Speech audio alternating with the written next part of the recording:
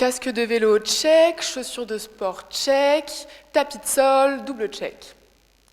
Ah non, je suis pas du tout en train de faire mon sac pour ma prochaine randonnée.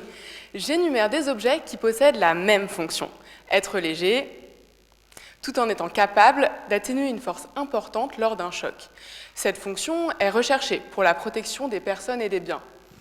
Le problème, c'est que ces objets sont faits de matériaux issus de ressources fossiles.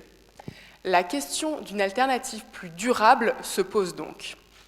Laissez-moi vous présenter un matériau révolutionnaire, biodégradable et qui possède des propriétés étonnantes. Mesdames et messieurs, le liège. Parce que vous connaissez déjà tous, il a déjà été utilisé par les Romains il y a 2000 ans et on en retrouve aujourd'hui dans plein d'objets de déco. Bon, pour la nouveauté, on repassera. Hein.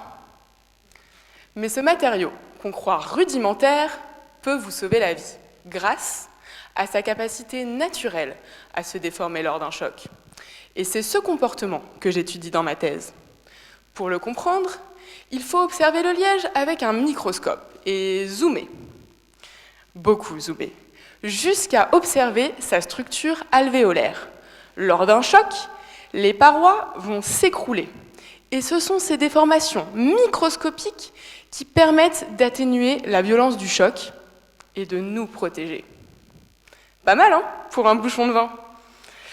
L'inconvénient du liège, c'est qu'il vient de l'écorce de l'arbre. C'est donc difficile d'obtenir un objet plus gros qu'un bouchon.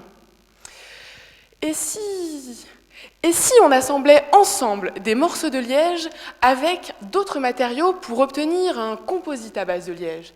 Est-ce que ce matériau nous protégerait-il toujours autant? C'est ça le but de ma thèse. J'étudie comment ce composite se déforme. J'ai observé qu'il gardait cette structure alvéolaire et donc la capacité à nous protéger. Mais grâce aux autres matériaux, il est encore plus performant, jusqu'à être aujourd'hui considéré pour des applications aéronautiques. Oui, vous avez bien entendu. Du liège dans les avions. Et je vous vois venir, hein? Non, pas seulement dans le minibar. Qu'est-ce que vous voulez? Le liège prend de la hauteur. Il est propulsé de votre bouteille de champagne pour atterrir sur le tarmac d'un aéroport à l'autre bout de la planète.